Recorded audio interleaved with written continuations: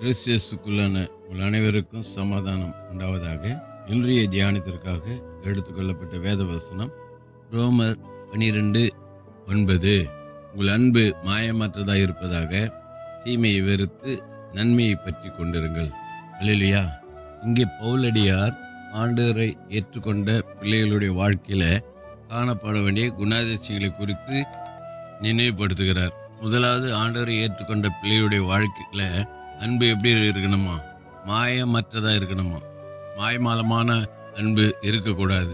உள்ளொன்று வைத்து புறமொன்று பேசுவார், உதட்டில் உறவு உள்ளத்தில் பகைகள். அப்படிப்பட்ட அன்பு ஆண்டவர் விரும்பல. எப்படிப்பட்ட அன்பு? மாயமற்ற அன்பு. நம்முடைய அன்பு மாயமற்றதாக இருக்கணும். நாம் பின்பற்றுகிற நம்முடைய ஆண்டவர் இந்த எதிர்பார்ப்பு இல்லாமல் மனுக்குலத்தின் மேலே அன்பு செலுத்தினார். மாயமாலமான அன்பு செலுத்தலை, மாயமற்ற அன்பு செலுத்தினார்.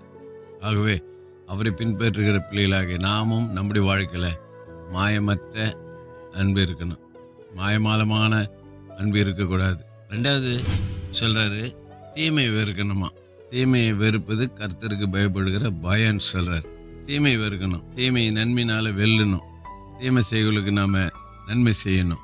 தீமையோடு எதிர்த்து நிற்கக்கூடாது. நாம் ஆண்டவருக்கு கூட தீமையோடு எதிர்த்து நிற்கலை. தீமை செய்தவங்களுக்கு அவர் நன்மை செய்தார். அவரை பின்பற்றுகிற அவருடைய பிள்ளைகளாக நாம கூட நம்முடைய வாழ்க்கையில் நமக்கு தீமை செய்வர்களுக்காக நம்ம செபிக்கணும்.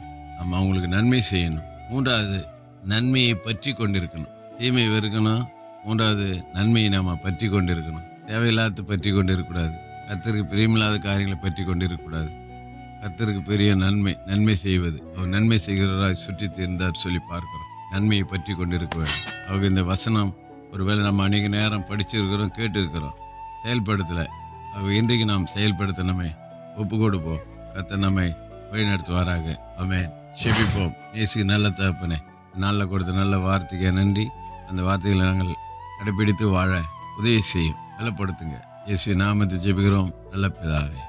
ஆமென். நம்முடைய கர்த்தரும் ரட்சிகருமாகிய இயேசு கிறிஸ்துவின் கிருபையிலும் அவரை அறிகிற அறிவில் வளருங்கள்.